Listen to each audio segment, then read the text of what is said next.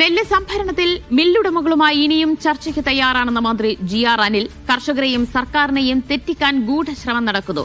ചില മില്ലുടമകൾ കുറഞ്ഞ വിലയ്ക്ക് നെല്ല് കൊടുക്കാൻ കർഷകരെ നിർബന്ധിച്ചു. ചൂഷണത്തിന് ശ്രമം നടത്തി.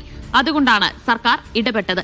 നെല്ല് സംഭരണം വ്യാപകമാക്കാൻ കൃഷി വ്യവസായ മന്ത്രിമാരുമായി നാളെ ചർച്ച നടത്തുമെന്നും മന്ത്രി പറഞ്ഞു. വിളിച്ചാൽ വരുമെങ്കിൽ നാളെ രാവിലെയും ഇന്ന് വൈകുന്നേരത്ത് വീണ്ടും വിളിക്കാം. ഒരുമിച്ചിരിക്കാൻ ഞങ്ങൾക്കൊരു അസൗകര്യമില്ല.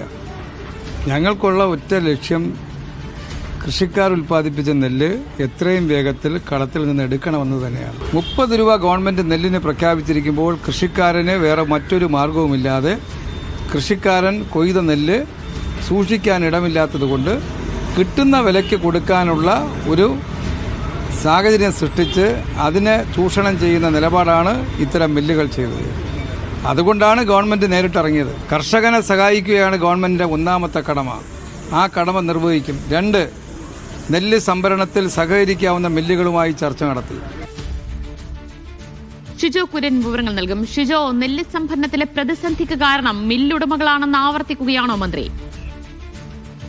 ദിവ്യ, മില്ലുടമകൾക്കെതിരെ രൂക്ഷമായിട്ടുള്ള വിമർശനമാണ് മന്ത്രി GR അനിൽ നടത്തുന്നത്. കർഷകരെയും സർക്കാരിനെയും തമ്മിൽ തെറ്റിക്കാൻ വേണ്ടി മില്ലുടമകൾ ശ്രമിക്കുന്നുണ്ട് എന്നുള്ള തരത്തിലുള്ള ഒരു പ്രതികരണം കൂടി മന്ത്രി GR അനിൽ നടത്തുന്നുണ്ട്.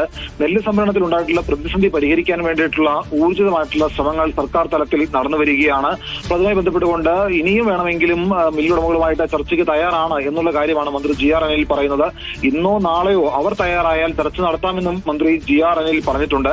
കർഷകരെയും സർക്കാരിനെയും തെറ്റിക്കാൻ ശ്രമം നടക്കുന്നു. ഏറ്റെടുത്ത നെല്ലിന്റെ വില ഈ ആഴ്ച തന്നെ കൊടുക്കുമെന്നുള്ള കാര്യങ്ങൾ കൂടി മന്ത്രി കൂട്ടിച്ചേർത്തിട്ടുണ്ട്.